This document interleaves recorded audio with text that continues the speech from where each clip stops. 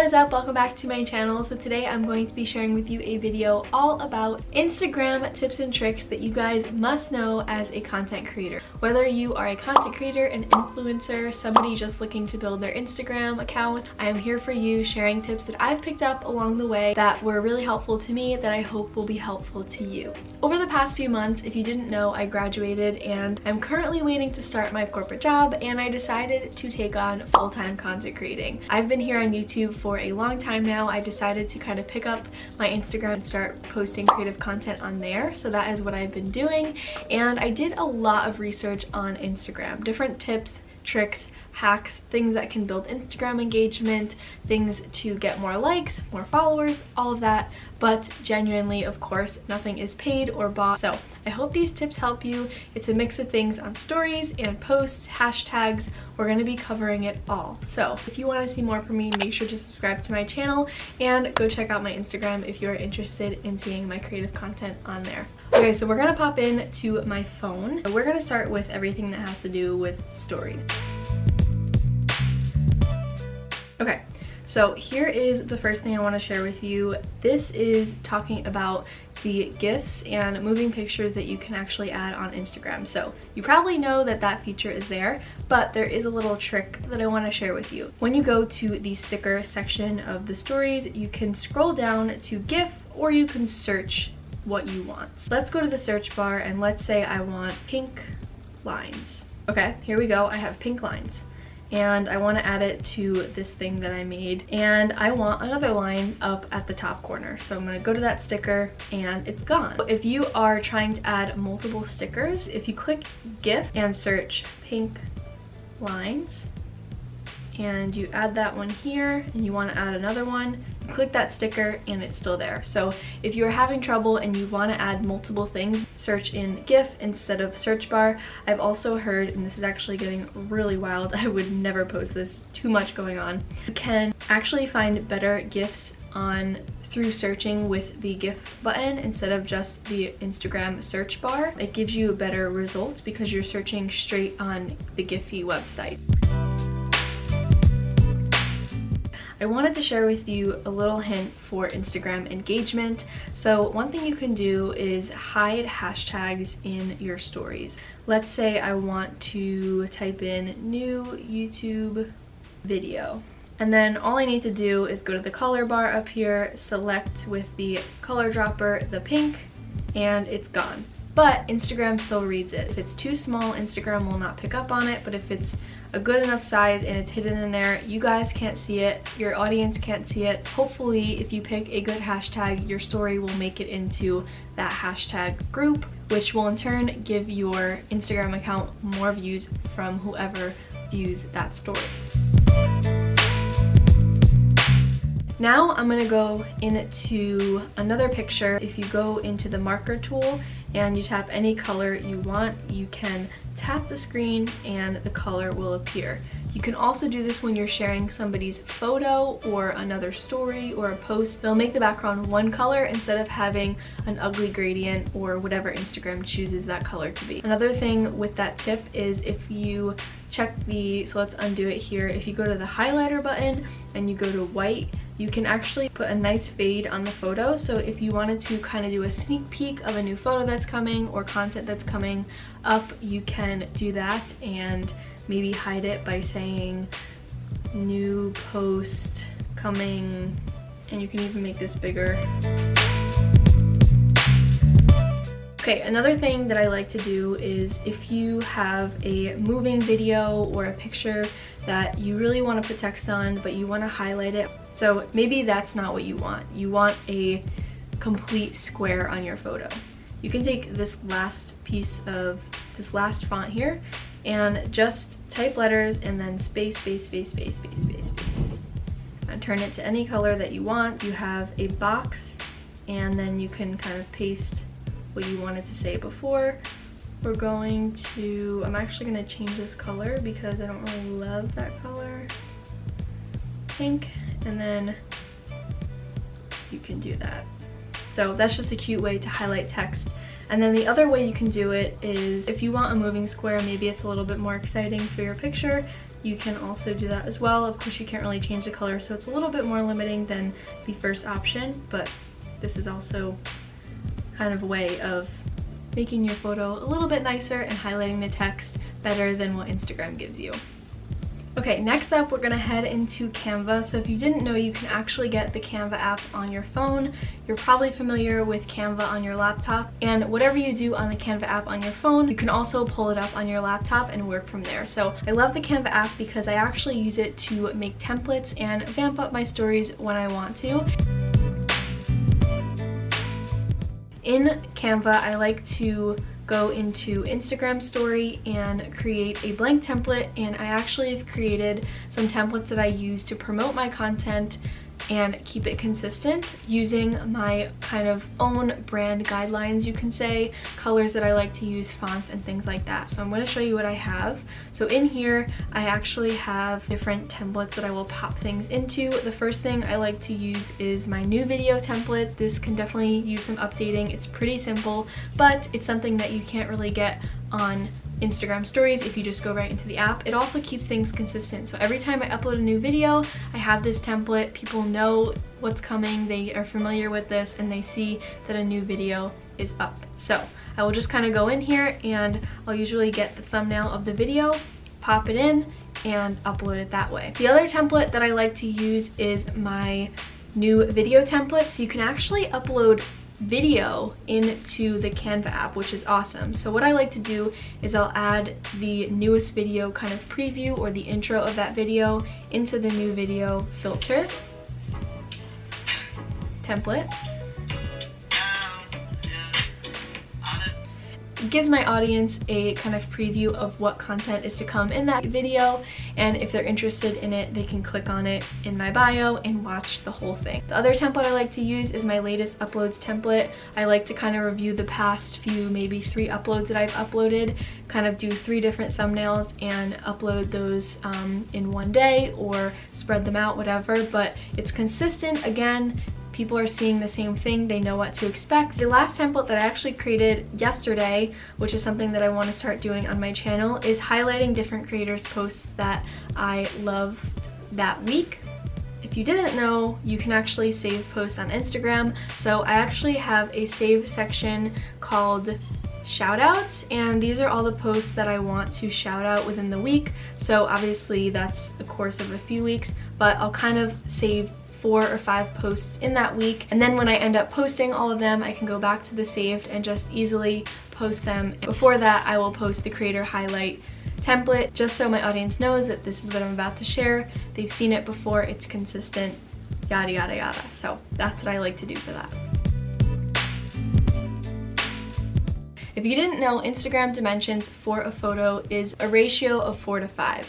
So what I did for one of my recent posts that I'm actually posting today, I created a video of a DIY, and the video I made was 4:5, but when I actually put the photo in and I adjusted the sizing, it wasn't 4:5. So when I went to go post the video as an additional, the video wasn't fitting in the screen. So one thing I suggest doing, if you have a video and you want to make that ratio right, you would upload the video first, and this goes with photos too. Make sure that that's correct. So I'm actually going to go back here so you guys can see. So that's the correct ratio, it fits in there, and then add the photos, and then you can hit next, and you can actually rearrange. If you want the photo to come last, you can bring it to the last photo or the last slot in your Instagram post. So that's just a helpful little tip with dimensions. I know it can be a little frustrating sometimes when you have videos and pictures, and some pictures are landscape and vertical and things like that. So that's just a little helpful tip. And then just kind of going off of that, I'm not sure if you know this, if you go into a planned post and you want to add more pictures, you would just hit edit, go all the way to the end, and you have the plus button, and you can add more pictures if you need to. Something that's super helpful to me that it took me a little while to figure this out is how to add space in your captions.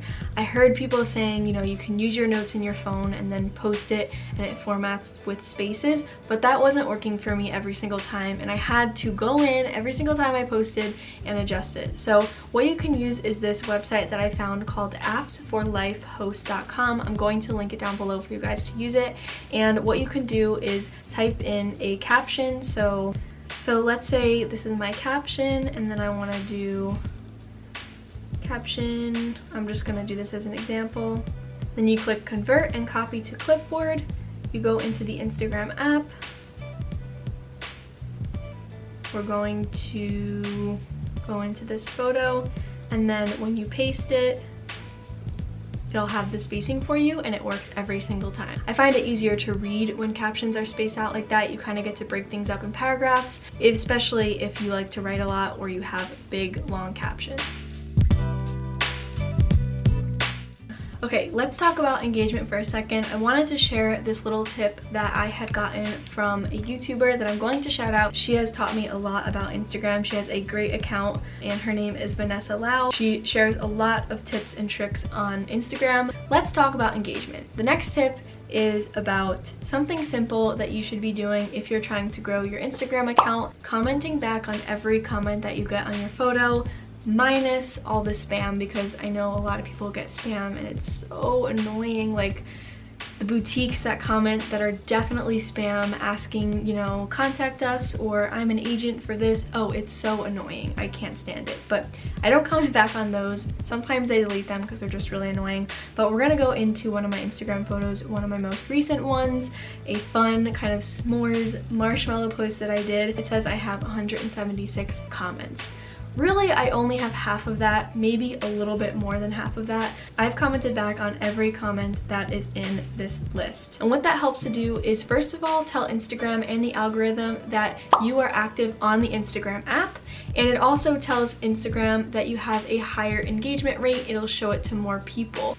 It also helps increase your engagement rate on Instagram, which is a great number to share with brands if you're looking to do brand collaborations. It's also just a great number to have in general, is a really good engagement rate. So mine is actually really, really high for my content because I comment back on every photo. It's also showing that, yes, you might have half of the 176 comments, but it's also showing that you have 176 comments. It's just good all around to comment on every comment and reply and kind of build that relationship with your audience.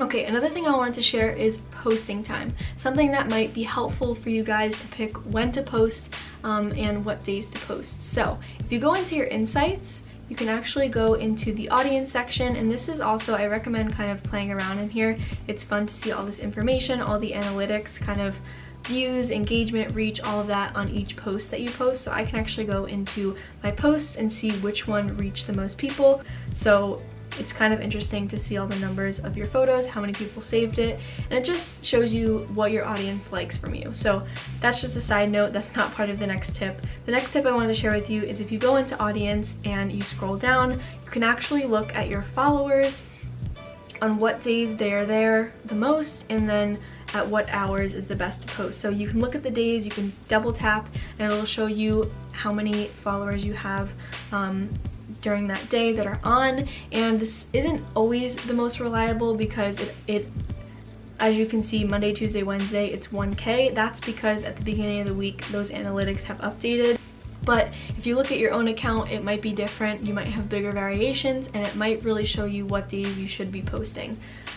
And then if you go into hours, you can kind of go through the days and see which hours are the best to post. This usually has more variation. Obviously, in the wee hours of the morning, you're not going to want to post an Instagram picture, but this actually helped me to decide when I'm going to post that day, and I usually end up posting either around 12 or around 9 because that's usually when the highest days are.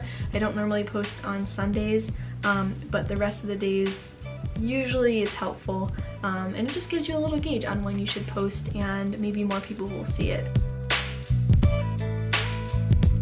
Before you post on Instagram, to get really good engagement, one thing you might want to consider is posting stories before you post. Engage with your followers, share with them something, do something to kind of share your account and reach your audience before you end up posting. It's telling the Instagram algorithm again that you are active on the app, and activity allows that algorithm to show your post to more people. And another thing I actually learned from Not So Sophie, I'm going to give her some credit here because she's amazing and she is someone that I look up to for Instagram content creation. She shared that you should actually answer all of your messages before you post as well.